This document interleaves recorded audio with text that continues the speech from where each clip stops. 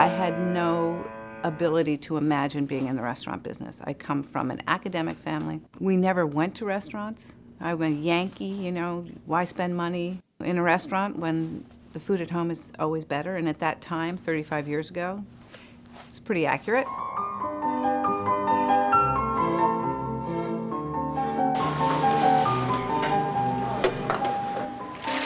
I did not go to culinary school, but I knew how to cook. From the time I was about 16 or 17, I was making money working in food. I worked for off-site catering. One summer I was a private cook.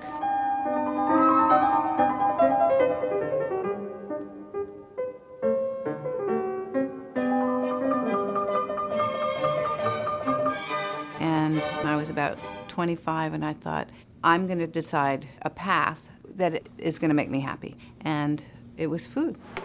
But I was told that I was too old, that I wasn't going to be strong enough to lift the pots and pans. And then I was told by people I was too inexperienced, even though I had all this cooking experience. I just didn't have restaurant experience.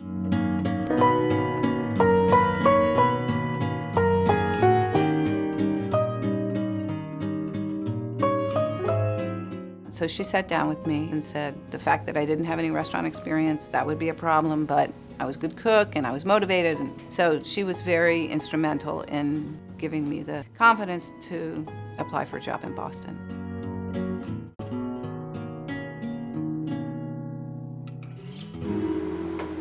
I ended up working directly on the hotline, which was really crazy. I would never do that with somebody who'd never worked in a restaurant before.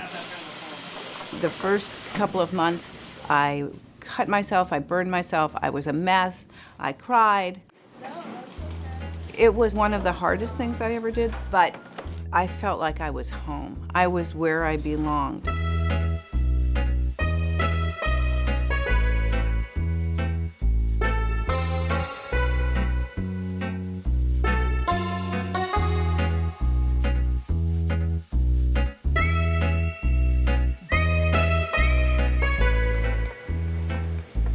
I learned that if I was going to get the recognition that other chefs of my caliber were getting, I would have to go after it myself. But that was a really hard thing to do. And for women, we are often overlooked. People who are in the game and in the picture don't wait. They're out there to a certain extent self-promoting. And although that, you know, that sort of makes everybody feel a little uncomfortable, you have to.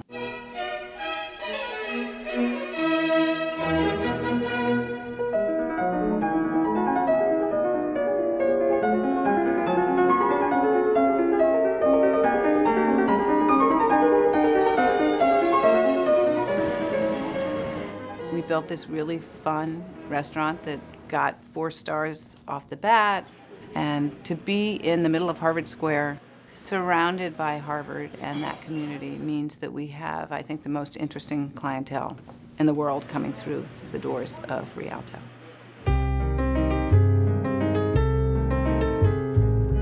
I had a steak on the menu and she tried it and she called me and she said, "You have to change the steak, Jody. You're not using a high enough quality of meat." I said, "Okay, Julia, get right on it."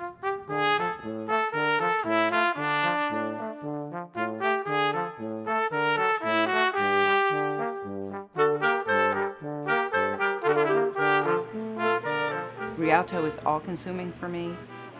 We have to work hard to keep the spark alive every day. And we do it by keeping everybody excited who's inside the restaurant. By changing the menu once a month, it means that the kitchen has something new to do, new dishes, new ingredients, new techniques, new recipes. The front of the house staff has new menu items to talk about. You can have as much PR as you want, you know, telling stories to the world about how wonderful you are. But if people walk in the door and they don't feel it, they know it. So you have to challenge yourself and see what happens.